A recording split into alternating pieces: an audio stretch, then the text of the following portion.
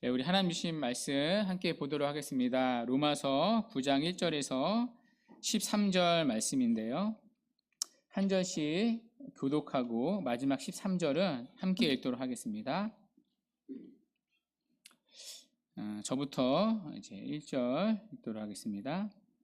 내가 그리스도 안에서 참말을 하고 거짓말을 아니하노라. 나에게 큰 근심이 있는 것과 마음에 그치지 않는 고통이 있는 것을 내 양심이 성령 안에서 나와 더불어 증언하노니,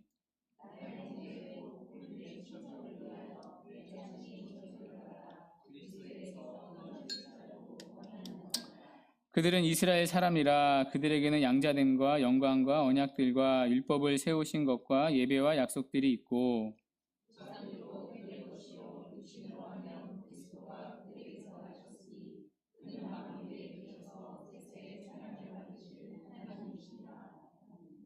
그러나 하나님의 말씀이 폐하여진 것 같지 않도다. 이스라엘에게서 난 그들이 다 이스라엘이 아니요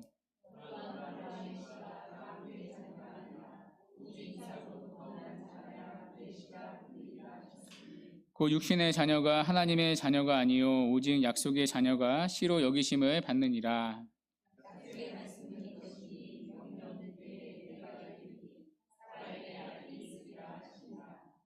그뿐 아니라 또한 리브가가 우리 조상 이삭 한 사람으로 말미암아 임신하였는데,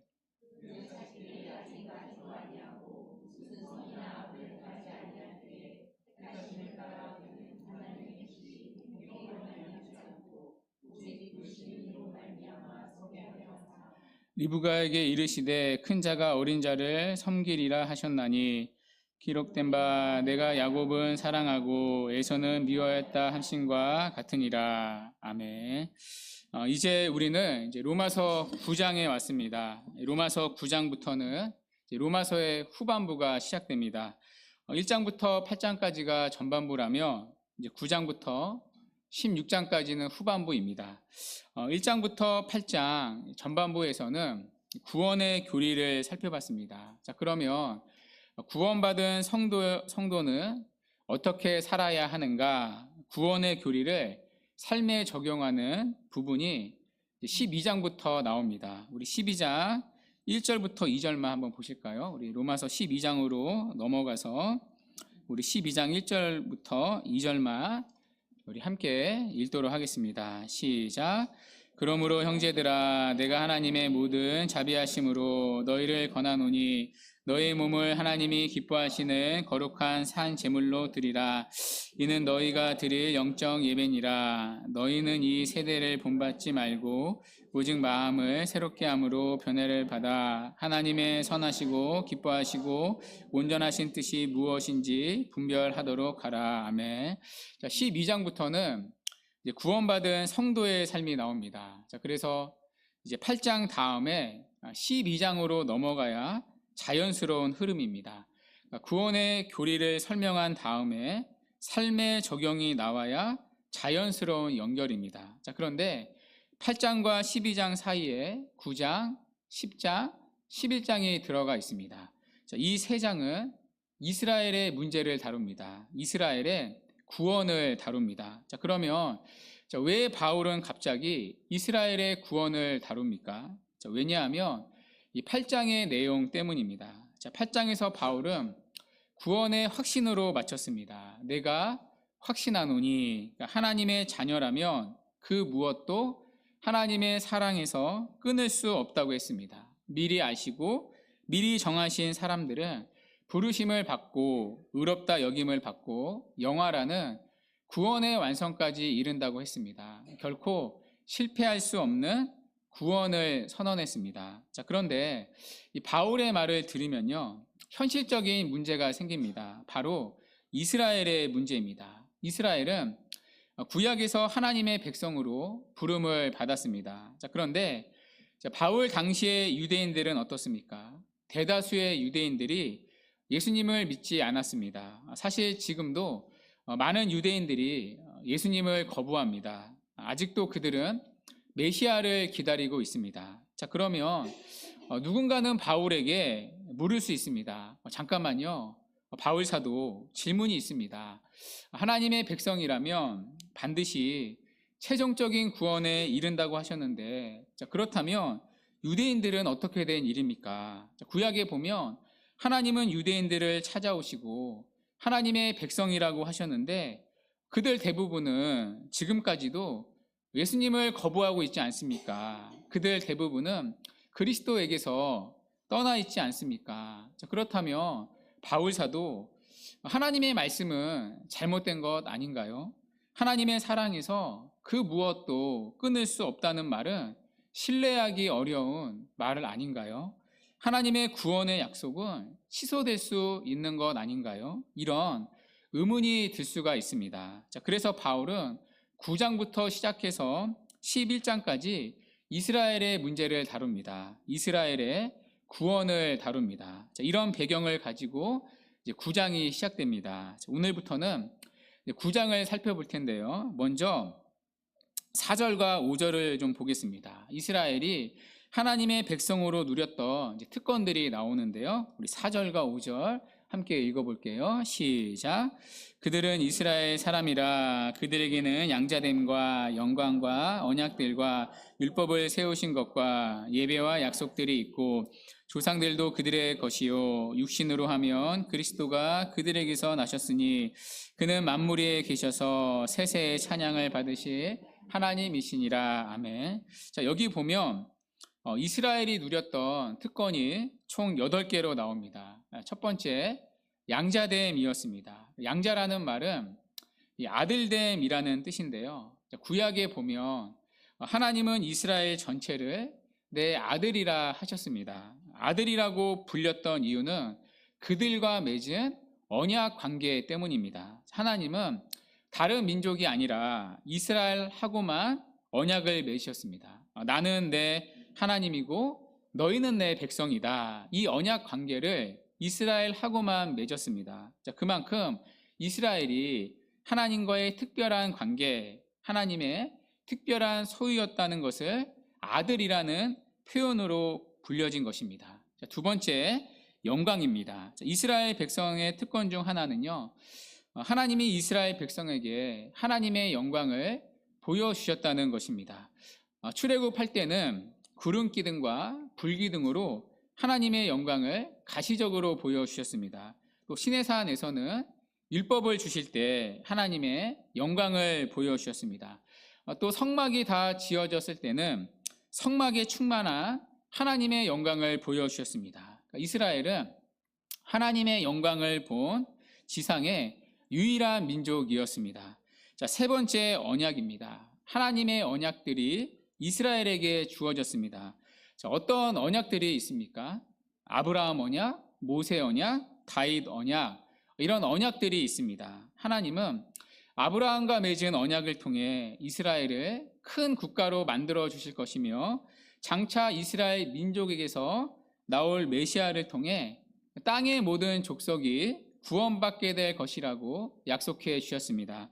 자, 또 하나님은 이 모세의 언약을 통해 하나님의 명령에 순종하면 생명과 복을 준다는 약속을 하셨습니다. 또 하나님은 다윗과 맺은 언약을 통해 다윗 왕조의 영원성을 약속해 주셨습니다. 즉 다윗의 후손으로 오실 메시아를 통해 영원한 하나님 나라를 세워 주실 것을 약속하셨습니다. 이런 언약들을 통해 하나님은 오실 메시아 예수 그리스도 그분의 구원을 바라보게 하셨습니다. 자, 그러니 이런 언약들은요, 이스라엘의 큰 특권들이었습니다. 자, 네 번째는 율법을 세우신 것입니다. 율법을 세웠다는 말은 율법을 주셨다는 뜻입니다. 율법은 하나님의 말씀이죠. 다른 민족에게는 율법을 주시지 않았습니다. 오직 이스라엘에게만 계명, 율법을 주셨습니다. 이 율법을 통해 이스라엘은 스스로가 죄인이라는 사실을 깨달을 수 있었습니다. 율법을 지킬 수 없는 죄인이라는 사실을 깨달을 수 있었습니다. 자, 그리고 그 죄의 결과가 영원한 사망과 저주라는 것도 율법을 통해서 알 수 있었습니다. 자, 그래서 그들에게는 구원자가, 중보자가 필요하다는 사실을 깨달을 수 있었습니다. 자, 그러니 이스라엘이 율법을 받아 가지고 있다는 것 얼마나 큰 특권입니까? 동시에 얼마나 구원받기 유리한 조건입니까? 자, 다섯 번째는 예배입니다. 자, 이스라엘 백성에게는 하나님을 예배하는 특권이 주어졌습니다. 다른 민족들은 각종 우상을 섬기며 숭배했습니다. 자, 그러나 하나님은 이스라엘 민족에게는 자신을 계시하시고 나타내시고 하나님을 섬기는 예배를 알려주셨습니다.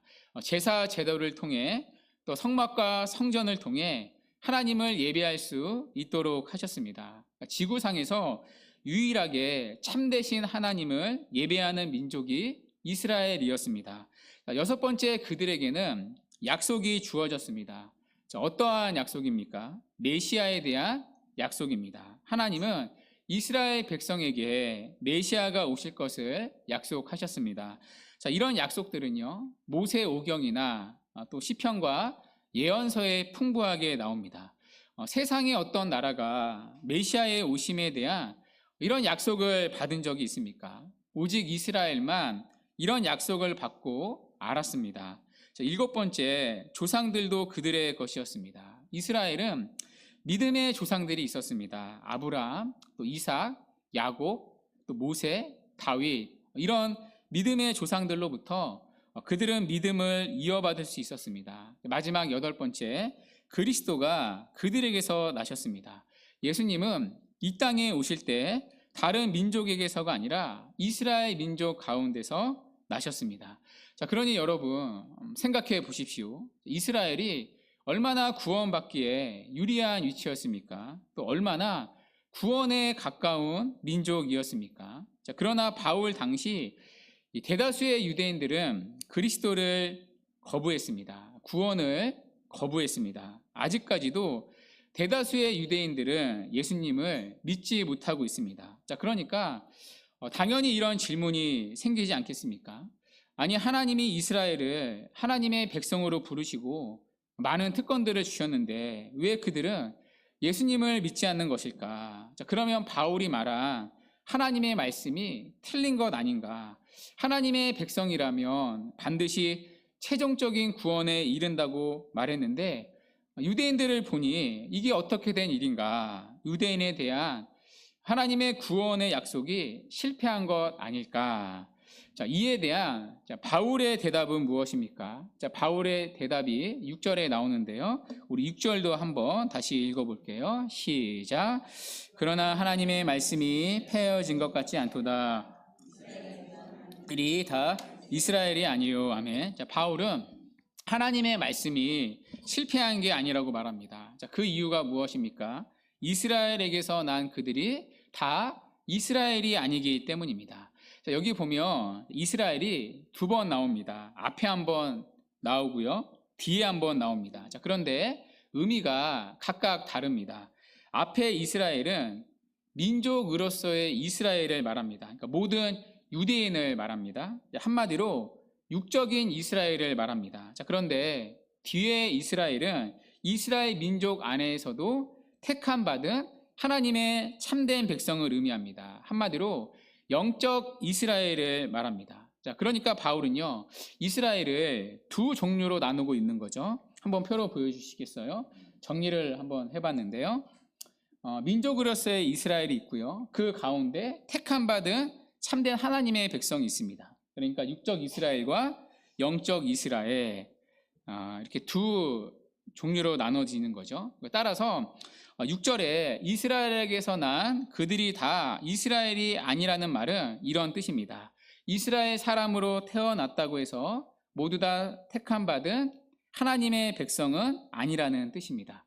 자, 이런 구분이요, 로마서 앞에서도 나왔습니다. 로마서 2장 28절에서 29절인데요. 우리 한번 또 같이 한번 읽어볼게요. 자, 시작. 무릇 표면적 유대인이 유대인이 아니요 표면적 육신의 할례가 할례가 아니니라.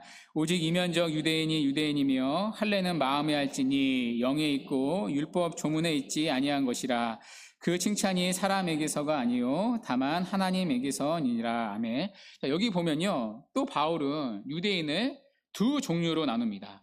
표면적 유대인, 내면적 유대인. 자, 그러면 바울이 말하는 표면적 유대인은 누구입니까? 이들은 혈통상의 유대인을 말합니다. 그러니까 민족적 이스라엘을 말합니다. 육적 이스라엘인 거죠. 자, 그런데 뒤에 나오는 이면적 유대인은 누구입니까? 이들은 하나님의 택함을 받고 구원받은 참된 백성을 말합니다. 이처럼 앞에서도 바울은 이스라엘을 구분했습니다. 표면적 유대인, 내면적 유대인. 오늘 6절도요, 그런 의미입니다. 이스라엘에게서 난 그들이 다 이스라엘이 아닙니다. 풀이하면 모든 유대인이 다 구원받은 하나님의 백성이 아니라는 것입니다. 자, 그러면 누가 구원받은 사람입니까? 이스라엘 민족 안에서도 하나님의 택함을 받은 사람만이 진짜 이스라엘, 영적 이스라엘 구원을 받는다는 것입니다. 자, 그러면서 바울은요, 두 가지 증거를 제시합니다. 창세기에 나오는 이 두 가지 증거를 제시하는데요. 첫 번째 증거는 아브라함의 두 아들 이스마엘과 이삭의 사례입니다. 그게 이제 본문 7절부터 9절의 내용인데요. 아시죠? 아브라함에게는 이제 두 아들이 있었습니다. 이스마엘과 이삭이었습니다. 자, 그런데 누구만 하나님의 참된 백성이었습니까? 이삭만 선택받은 하나님의 백성, 영적 이스라엘이었습니다. 자, 그리고 바울은 두 번째 증거를 제시합니다. 바로 이삭과 리브가의 아들 야곱과 에서입니다. 자, 그 이야기가 본문 10절부터 13절까지의 내용인데요.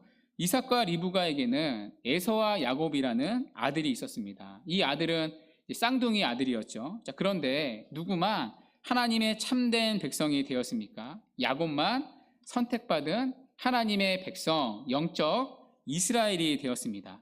자, 그러니까 이스라엘에게서 난 그들이 다 이스라엘이 아니었습니다. 혈통적으로 유대인이라고 해서 다 영적 이스라엘, 다 구원받지 않았습니다. 자, 누구만 구원을 받았습니까? 오직 하나님이 선택한 사람만 구원을 받았습니다. 자, 그렇다면 여러분, 어떤 결론이 나옵니까? 바울이 말한 대로 이스라엘을 향한 구원의 말씀이 실패하지 않았다는 결론이 나옵니다. 왜냐하면 구약 성경에서 구원의 약속이 주어진 이스라엘은 처음부터 누구였기 때문입니까? 그 이스라엘은 혈통에 의한 민족적 이스라엘이 아니라 이스라엘 민족 중에서 특별히 선택을 받은 영적 이스라엘이었기 때문입니다. 자, 그 증거가 이삭이었고 야곱이었습니다. 자, 그들은 하나님의 약속의 말씀대로 구원을 받았습니다. 자, 그러므로 이스라엘 대부분이 지금도 구원을 받지 못한다고 해서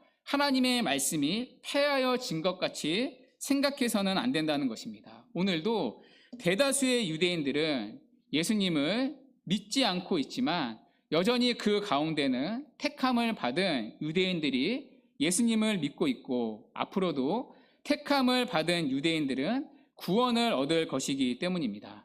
자, 그런데 여기서 중요한 신학적 주제가 수면 위로 떠오릅니다. 자, 바로 이 선택이라는 교리입니다. 다른 말로 예정이라는 교리입니다. 바울이 말한 대로 하나님은 이스라엘 민족 전체를 구원하지 않으셨습니다. 그 가운데 구원하기로 선택한 사람들이 있었습니다. 자, 그 샘플이 이삭과 야곱이었습니다. 자, 하나님은 이스마엘이 아니라 이삭을 구원하기로 선택하셨습니다. 또 에서가 아니라 야곱을 구원하기로 선택하셨습니다. 자, 이처럼 구원은 하나님의 일방적인 선택으로 이루어지는 일입니다. 우리의 공로나 행위로 결정되는 일이 아닙니다. 자, 그 뚜렷한 증거가 11절에 있는데요. 우리 11절 함께 읽어볼게요. 시작. 그 자식들이 아직 나지도 아니하고 무슨 선이나 악을 행하지 따라되는 하나님의 뜻이 행위로 말미암지 않고 오직 부르시는 이로 말미암아 서게 하려 하사. 아멘. 자, 여기 그 자식들이란 에서와 야곱을 말합니다. 자, 그런데 야곱이 구원을 받은 이유는 무엇입니까? 하나님의 택하심을 따라입니다. 하나님이 야곱을 구원하기로 선택하셨기 때문입니다. 자, 그런데 하나님이 에서를 버리고 야곱을 선택하신 때가 언제입니까? 그 자식들이 아직 나지도 아니하고 무슨 선이나 악을 행하지 아니한 때입니다. 자, 그러니까 선택의 근거가 그들 편에 있지 않다는 것입니다. 에서는 악한 행동을 하고 야곱은 선한 행동을 했기 때문이 아닙니다. 그들이 태어난 후가 아닙니다. 그들이 나기도 전에 하나님은 에서가 아니라 야곱을 구원하기로 선택하셨습니다. 그러니까 조건이 없는 하나님의 일방적인 주권적인 선택입니다. 13절에 기록된 대로 하나님은 야곱은 사랑하시고 에서는 미워하셨습니다. 그냥 하나님의 주권적 선택입니다. 우리에게는 어떠한 근거나 조건이 없습니다. 하나님 편에서 일방적인 선택입니다. 자, 그래서 이 선택 교리를 들으면요, 마음이 불편합니다. 심지어 반감이 생깁니다. 왜냐하면 우리의 구원에 있어서 우리가 아무것도 할 수가 없으니까요. 하나님이 우리랑 상의 한번 하시는 게 아니니까요. 하나님이 나의 동의를 구한 것이 아니니까요. 구원에 있어서는 우리의 공로가 철저히 배제됩니다. 그냥 하나님이 일방적으로 누군가를 구원하기로 선택하시고 누군가를 구원하지 않기로 하셨습니다. 자, 그러다 보니까 이 선택의 교리, 예정의 교리를 들으면 기분이 나빠집니다. 하나님이 불의한 분처럼 느껴집니다. 자, 그런데 이 바울 당시에도 그랬습니다. 실제로 그 14절을 보면요, 바울은 이렇게 말합니다. 그런즉 우리가 무슨 말하리요? 하나님께 불의가 있느냐? 그럴 수 없느니라. 그러니까 똑같은 질문이 이제 바울 당시에도 있었다는 겁니다. 바울이 이삭은 선택하시고 또 야곱은 선택하시고 이 선택의 교례를 전하니까 거부 반응을 일으키는 사람들이 있었습니다. 그러면 하나님이 불의한 분 아닌가요? 나는 그런 하나님을 믿을 수 없습니다. 하나님을 오해하는 사람들이 있었습니다. 자, 그래서 바울은 9장 나머지를 할애해서 선택 교리를 변호합니다. 자, 이 부분은 우리가 이제 다음 주에 살펴볼 텐데요. 자, 오늘은 간략하게 변호해 보겠습니다. 사실 선택이라는 게 구원의 좋은 방법이 아닌 것처럼 보입니다. 왜냐하면 하나님 편에서 일방적인 일이니까요. 하나님이 주권적으로 나는 야곱은 사랑했고 에서는 미워하였다, 이렇게 결정을 하시니까요. 우리 편에서는 그 어떤 결정이나 노력이나 뭐 하나 할 수 있는 것이 없습니다. 자, 그래서 예정교리, 선택교리를 들으면 불편한 게 사실입니다. 자, 그런데도 왜 하나님은 예정을 통해서 구원을 하십니까? 왜일까요? 예정을 통해서 구원하지 않으시면 타락한 인간은 그 누구도 하나님께로 나오지 않기 때문입니다. 여러분 혹시 전도해 본 적 있으십니까? 전도하면 사람들이 예수님을 잘 믿습니까? 아니면 안 믿습니까? 안 믿습니다.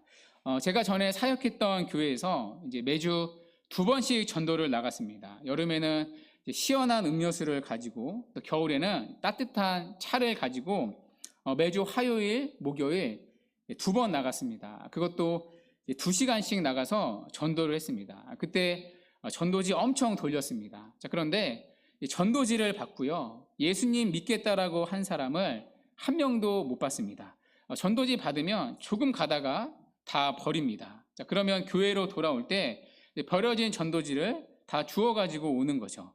그러니까 전도지를 받고 가다가 다시 돌아와서 저 예수님 믿겠습니다 라고 하는 사람들이 한 사람도 없었습니다. 가끔 그 중에 어떤 사람이 돌아옵니다. 그러면 속으로 와, 저 사람 예수 믿으려 하는구나 했는데 돌아와서 하는 소리가 음료수 한 잔만 더 달라는 소리였습니다. 그러니까 음료수를 더 달라는 사람들은 있었지만 전도지를 더 달라는 사람, 복음을 더 들려달라는 사람은 없었습니다. 이 전도지를 읽고 예수님 믿겠습니다 라는 사람들을 못 봤습니다. 그러니까 제가 전도를 할 때마다 다시 한번 느낀 것이 있습니다. 그렇구나, 타락한 인간은 정말 예수님 믿기를 싫어하는구나, 전도할 때마다 확인하게 되었습니다. 만일 하나님이 예정을 통해서 우리를 구원하지 않으셨다면요, 하나님이 우리를 일방적으로 구원하기로 선택하지 않으셨다면요, 누구도 하나님을 믿을 사람은 없습니다.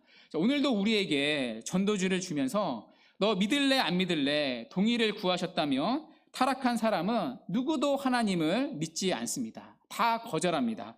전도지 또다시 갖다 버립니다. 자, 그게 우리의 타락한 죄된 본성이기 때문입니다. 여러분, 우리가 다 그랬지 않습니까? 여러분 처음부터 하나님을 좋아하면서 태어나셨습니까? 아닙니다. 우리 모두는 처음부터 하나님을 싫어하는 죄된 마음을 가지고 태어났습니다. 자, 그런데 하나님이 우리를 구원하기로 선택하셨기 때문에 우리가 믿게 된 것입니다. 자, 그래서 성경에 보면요, 모든 구원은 하나님의 일방적인 선택으로 시작됩니다. 여러분, 타락한 아담부터 한번 보십시오. 아담이 죄를 지었을 때 하와가 아담에게 여보, 우리 하나님께 돌이킵시다. 우리가 하나님께 찾아가서 회개합시다. 그들이 하나님께로 돌아가기로 했습니까? 아니죠. 오히려 그들은 하나님으로부터 도망가려고 했습니다. 어떻게든 죄를 지키지 않으려고 했습니다. 자, 그런데 하나님이 아담에게 찾아오시고 일방적으로 부르신 거 아닙니까? 아담아, 내가 어디 있느냐? 먼저 찾아오시고 구원해 주셨습니다. 이후에 성경에 나오는 모든 구원의 주어를 한번 보십시오. 하나같이 하나님이 구원의 주어로 성경에 쓰여져 있습니다. 하나님이 아브라함에게, 하나님이 이삭을, 하나님이 야곱에게, 하나님이 모세를, 하나님이 선택한 사람에게 나타나셔서 구원해 주셨기 때문에 그들이 믿음의 자리에 있게 된 것입니다. 자, 그래서 이 바빙크라는 학자는요, 이렇게 말했습니다. 선택이란 종종 오해되었듯이 많은 사람들로 하여금 떠나가게 하기 위한 것이 아니라 모든 사람을 그리스도 안에 있는 하나님의 풍요로운 은혜로 초대하기 위함이다. 얼핏 봤을 때는 하나님이 누구를 선택하시고 누구를 구원하지 않으시는 것은 너무나 불의한 것처럼 보입니다. 마치 우리의 어떤 자유의지를 다 무시해 버리는 것 같은 불의함이 느껴집니다. 자, 그런데 사실은 무엇입니까? 그렇게라도 해야지 우리는 구원을 받을 수 있습니다. 그렇게라도 하셨기 때문에 우리는 구원을 받을 수 있게 된 것입니다. 여러분도 그렇지 않습니까? 여러분이 만일 하나님의 예정이 아니었다면 여러분 스스로 예수님을 믿을 것 같습니까? 아닙니다. 그렇지 않습니다. 그 누구도 자기 스스로 예수를 믿지를 못합니다. 다 하나님을 마음에 두기 싫어하는 원죄를 가지고 태어났기 때문입니다. 자, 그런데 하나님이 우리를 구원하기로 선택해 주셨기 때문에, 예정해 주셨기 때문에 성령께서 내 마음을 바꾸어 주셨고, 그렇게 바꾸어 주셨기 때문에, 즉 거듭나게 해주셨기 때문에 복음을 들었을 때 믿게 되었던 것입니다. 자, 그런데 마지막으로 우리가 선택을 오해해서는 안 됩니다.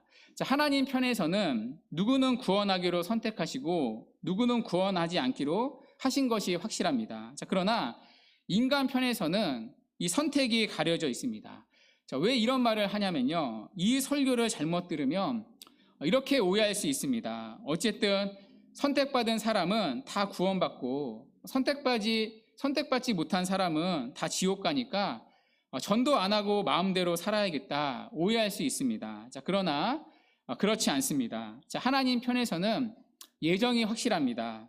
누가 지옥 갈지, 누가 구원받을지 다 아십니다. 그런데 인간 편에서는 그게 가려져 있습니다. 제가 이렇게 여러분 앞에 서 있지만 누가 천국 갈지, 누가 지옥 갈지 다 모릅니다.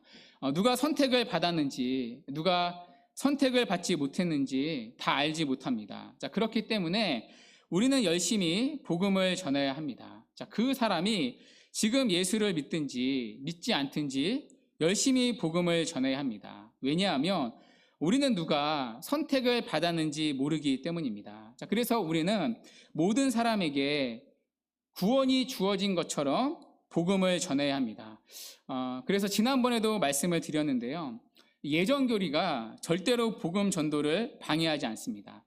어떤 사람들은 예정교리는 전도를 방해하는 교리라고 말합니다. 그러나 예정교리는 성경의 교리입니다. 그리고 절대로 복음 전도를 방해하지 않습니다. 오히려 예정교리 때문에 우리는 끝까지 복음을 전할 수 있습니다. 왜냐하면 그 사람이 지금은 믿지 않아도 하나님이 선택한 사람이라면 반드시 죽기 전에라도 예수를 믿기 때문입니다. 그 예가 예수님이 십자가에 달리셨을 때 옆에 있던 강도 아닙니까?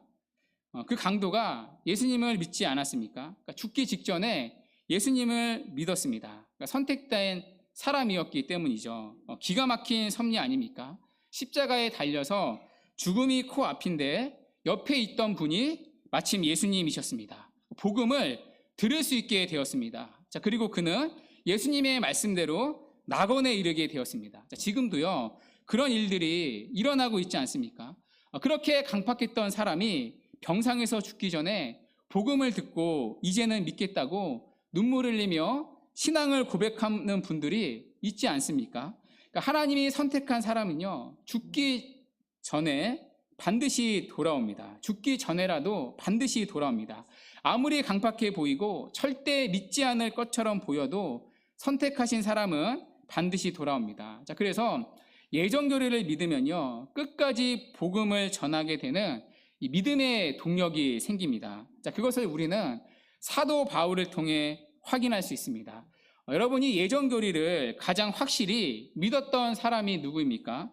지금 이 로마서를 쓰고 있는 사도 바울입니다. 자, 바울은 앞에 8장에서도 예정교리를 말했습니다. 자, 기억나시나요? 자, 8장 29절에서 바울은 하나님이 미리 하시고 미리 정하셨다라고 했습니다. 또 오늘 본문에서도 바울은 하나님이 이삭을 선택하시고 야곱도 미리 선택하셨다라고 말합니다. 자, 그런데 여러분, 이 세상에서 바울만큼 전도한 사람이 누가 있습니까? 자, 바울은 복음을 전하는데 일생을 바친 사람입니다. 왜냐하면 그는 예정을 믿었기 때문에 더 열심히 복음을 전했던 것입니다. 어디를 가도 하나님이 구원하시기로 선택된 사람은 반드시 있으니까요. 그리고 선택된 사람은 반드시 예수님을 믿게 되어 있으니까요. 아무리 인상이 험하든 아니면 반대로 인상이 부드럽든 아니면 아무리 대적을 하든 반대로 아예 관심이 없든 하나님이 선택한 사람은 반드시 돌아오니까요. 이 선택 교리를 믿었기 때문에 바울은 핍박에도 불구하고 복음을 끝까지 담대히 전할 수 있었던 것입니다.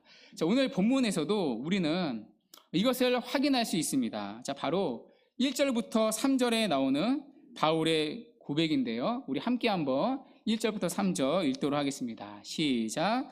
내가 그리스도 안에서 참말을 하고 거짓말을 나에게 큰 근심이 있는 것과 그치지 않는 고통이 있는 것을 내 양심이 성령 안에서 나와 더불어 증언하노니 나의 형제 곧 고륙의 친척을 위하여 내 자신이 저주를 받아 그리스도에게서 끊어질지라도 원하는 바로라. 아멘. 여러분, 바울에게는 큰 근심과 마음에 그치지 않는 고통이 있다고 말합니다. 자, 누구 때문입니까? 나의 형제 곧 고륙의 친척을 위해서입니다. 그러니까 쉽게 말해 자기 동족 이스라엘의 구원 때문입니다. 심지어 바울은 자신의 구원을 포기하고서라도 그들이 구원받기를 간절히 바라고 있습니다. 물론 바울이 말한 대로 신학적으로 구원받은 사람은 구원에서 끊어지지 않습니다. 자, 그러나 그만큼 바울은 유대인들의 구원을 갈망한다는 것입니다. 자, 그런데 여러분, 자, 이 유대인들이 어떤 사람들이었습니까? 바울을 그동안 가장 심히 괴롭혔던 사람들이었습니다. 자, 바울은 유대인들로부터 돌에 맞아 죽을 뻔했고요. 40의 감한말을 5번이나 맞았습니다. 그러니까 죽이겠다는 거였죠. 또 바울이 가는 곳마다 위협하고 곡해하고 바울을 쫓아내었습니다. 자, 그러니까 가장 강팍한 사람들이 유대인들이었습니다. 자, 그러면 유대인들은 안 되는구나 하고 손을 털어야 하는 것 아닙니까? 유대인들은 싹을 보니까 틀려먹은 것 같다. 유대인들은 구원하고는 상관이 없는가 보다 하고 마음을 접어야 하지 않습니까? 더군다나 자기를 그렇게 핍박을 했으니까요. 얼마나 서운하고 미운 마음이 들었겠습니까? 자, 그러나 바울은 그들을 포기하지 않습니다. 왜일까요? 하나님이 선택한 사람들은 반드시 돌아오기 때문입니다. 자, 그래서 바울은 하나님의 마음을 가지고 하나님의 눈물을 가지고 그들에게 끝까지 복음을 전했던 것입니다. 나중에는 돌아올 사람들이 분명히 있으니까요. 자, 그리고 그 사람이 바로 바울 자신이었으니까요. 누구보다 예수님을 핍박했던 사람이 바울 아니었습니까? 사람의 눈으로 보면 절대 예수를 믿지 않을 사람이 바울 자신이었습니다. 여러분, 우리가 사도행전에서 바울의 모습 보지 않았습니까? 얼마나 바울이 예수님과 교회를 지독하게 핍박을 했습니까? 실제로 바울이 회심했다고 했을 때요, 주변의 제자들이 다 믿질 않았습니다. 다 의심하지 않았습니까? 설마 바울이 그럴 일이 없을 텐데, 절대 예수를 믿을 사람이 아닐 텐데, 이거 우리 안에 들어온 스파이 아니야? 다들 의심했었습니다. 자, 그랬던 그도 이렇게 변화되어 예수 그리스도 그분의 복음을 전하고 있지 않습니까? 하나님이 그를 선택해 놓으셨기 때문입니다. 그 선택의 결과 누구보다 예수님을 미워했던 자신도 누구보다 예수님을 사랑하는 사람으로 믿음의 사람이 되었습니다. 자, 그러니 바울이요, 유대인들을 놓지 못하고 있습니다. 왜냐하면 그들 가운데도 하나님이 선택한 사람들이 있을 테니까요. 그리고 선택해 놓으셨다면 지금은 아니더라도 언젠가 복음을 듣고 돌아올 사람들이 있으니까요. 자, 그래서 그들을 위한 바울의 마음은 그치지 않았던 것입니다. 주 안에 사랑하는 여러분, 우리도 마찬가지입니다. 여러분, 우리도 다 예수 믿을 거라고 누가 생각이나 했습니까? 저는 전혀 생각하지 못했습니다. 저는 누구보다 세상을 사랑했던 사람이었으니까요. 자, 그런데 하나님이 우리를 선택해 주셨기 때문에 우리도 아무 일 없었다듯이 이렇게 하나님을 예배하고 있는 것 아닙니까? 우리 중 누구도 우리 스스로의 선택과 자력으로 이 자리까지 온 사람 아무도 없습니다. 절대로 예수는 믿지 않을 거라는 우리의 삶 가운데 하나님이 찾아오시고 오늘도 하나님의 사랑으로 우리를 붙잡고 계시기 때문에 우리가 이 자리에 있는 것 아닙니까? 그 하나님이 저와 여러분에게 믿지 않는 사람들을 붙여주셨습니다. 왜입니까? 여러분이 그 자리에 있던 사람들이었으니까요. 그런데 하나님이 선택해 주셔서 여러분은 지금 불신의 자리가 아니라 믿음의 자리에 있게 된 것이니까요. 하나님은 그 긍휼의 은혜를 먼저 받아 아는 우리를 통해 누군가에게 복음을 전하기를 원하신 것입니다. 그 사람들도 여러분들처럼 선택한 사람이라면 반드시 돌아오기 때문입니다. 그 증거가 바로 하나님이 그 사람을 위하여 여러분으로 하여금 기도하도록 하시는 것입니다.